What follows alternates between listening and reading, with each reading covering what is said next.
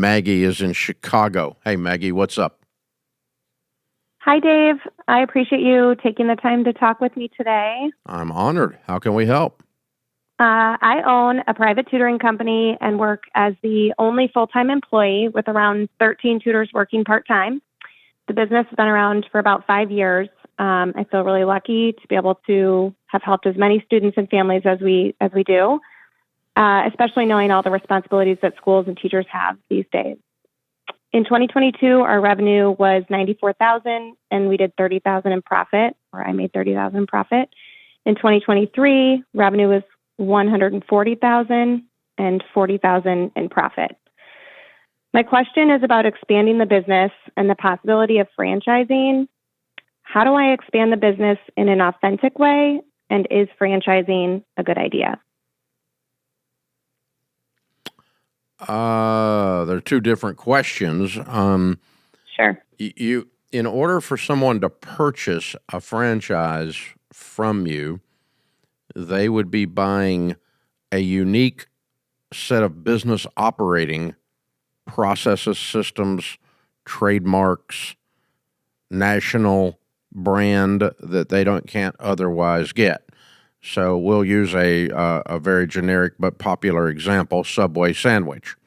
You're buying a national brand. Everybody knows Subway. It's an established brand. But you also have a unique set of processes that create a sandwich a certain way so that it is a Subway sandwich. Because it's not a sub sandwich from the place down the street. It's a Subway sandwich. You can open a Subway sandwich not wrapped in Subway wrapping, and if you've eaten at Subway several times, you will recognize whether that sandwich is a Subway sandwich or not. You follow me? So, yep, obviously McDonald's has a Big Mac. Obviously Burger King has a Whopper, and so on. I'm using restaurant items, but you can go with anything. So what you have is a unique process. I've got a relative that is in the sign franchise business. He's the franchisor, and they have the sign companies that make the fast signs like banners and that kind of thing, and they operate in like a shopping center, strip center type bay, and you go in there and get decals made for your car or banners or whatever, and they have a proprietary software that cuts the sign lettering and helps design the signs, and then prints the equipment that prints it is very proprietary and very standalone. So what you have to have is something that's very unique and or a nationally known brand that you're selling, because that's what someone would pay for. They would pay for those two things because they would make a pile of money in profit using your unique processes or unique brand differentiators and using your national brand. Now, if you're starting a franchise, you don't have the national brand yet, and you wouldn't today, right? But you'd have to have something unique, and you'd have to have it causing them to believe they're going to make substantial profit for having purchased this from you. You do not have that yet. Yes. Okay? But you don't have the substantial profit. No one... you have a good thing going. I'm proud of you. You're doing good work, and you're making some money. But you need to, if I'm going to buy a franchise from you on how to do tutoring and operate a bunch of contract tutorers to do that, I need to make a couple $100,000 a year for doing it, not 40. Okay. And then I might pay you for it. But I'm not going to pay you for the opportunity to make $40,000. Okay. I don't mean that in a mean way, but you just that's what you're up against. Now, so that brings us, and the other thing is, once you get into this, if you start reading and start doing some stuff on franchising for the rest of our listeners' benefit out there, the federal regulations on the franchisor when you're offering a franchise for sale are really pretty ridiculous. You have to print out an FDD, a franchise disclosure document, that basically says your franchise is worthless, you're going to fail if you try it.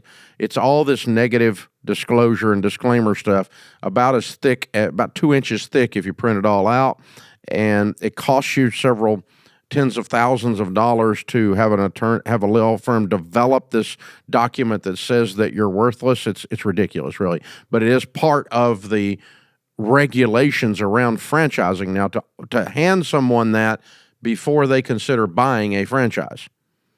And so you have to develop all this other stuff around it and then you have to go sell the franchise in spite of the fact you just told them it's worthless with this document.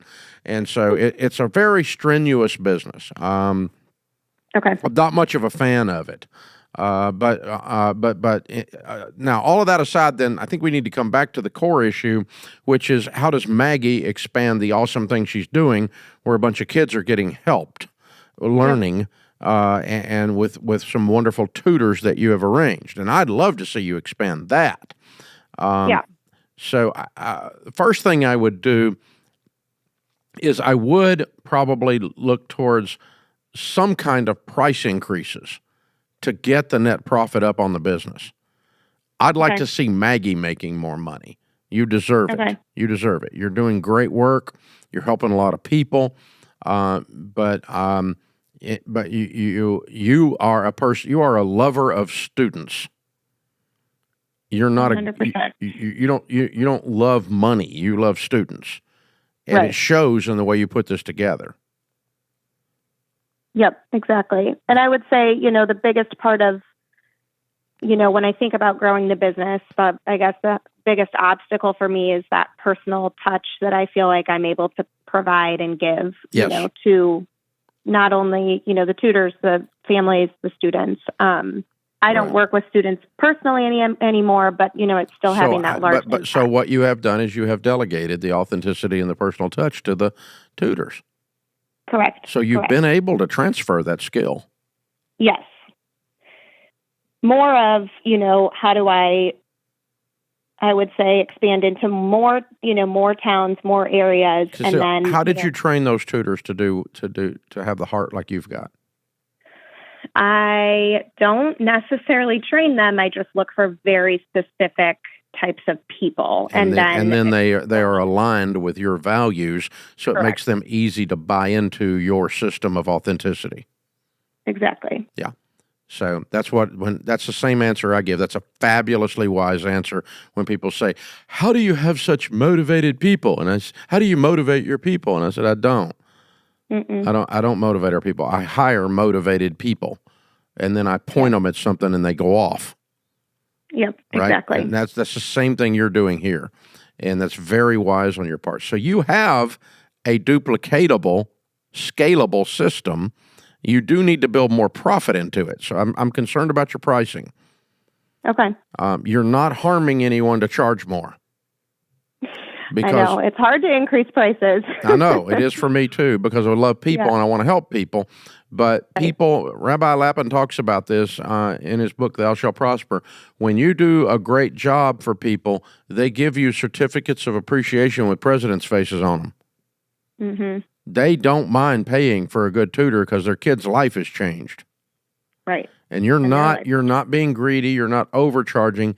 I think you're pretty dramatically undercharging. Okay. Because you're not making enough money to suit me.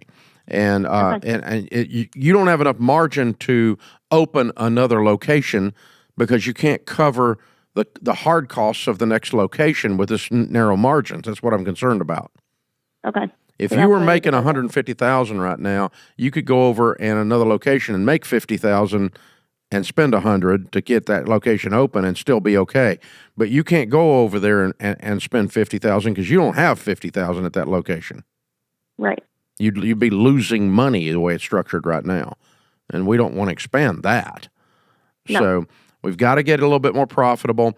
Something about your business model needs to shift. It might be pricing. It might be how you're charging. I don't know what it is or what you're paying your tutors or whatever. But you found 10 people that align with you enough that you were able to transfer this authenticity. That's impressive. Yeah, thank you. That means you can expand this when you get the numbers to work for you. Yep. And then what you'll have to do is find, I do the same thing here. And the way when I'm teaching delegation, I put out a little quick read on delegation, and people buy it around the EntreLeadership tribe all the time. I'll send you a copy of it, by the way. The little delegation quick read says that the core issue with delegation is this: when you can trust someone's competency to do the job and the integrity that they will do the job, you can delegate to them. Until then, you're training. Okay. Or you're hiring and firing until you get somebody that's trainable. But Sure. you have to have people that, when I can trust that they're competent, they're able, and they have the integrity, they're going to they're going to take care of the customer, then my brand, my company name is not being damaged by turning this over to one of my team members and walking away. Because that team member is going to do it as well or better than I would have in a way that I would have. You're going to love the people well, and I can trust their competency and their integrity to follow through, and then I don't have to do everything myself. But until then, you don't have someone or you don't have a system that you can delegate through. And so what that means in your case, the reason I'm bringing that up is you've got to have a leader in the other city that is a mini me. Right. They're a mini Maggie. Okay. And they can finish your sentences. And they're going to lead and find and train their 10 tutors the way you have, with the same values, and you're going to clearly identify what those values are that they're looking for in the hiring process, how you found your 10, and then how they're going to run it, and you're going to write all that systems out, and now you've got a branch office that'll work. Okay. That's very doable, but but you got to pay the leader. Yeah. And Maggie makes some money after the leader's paid. And there's not, again, back to my griping about your margins, okay? Because I want you to go make some money. You deserve to make some money.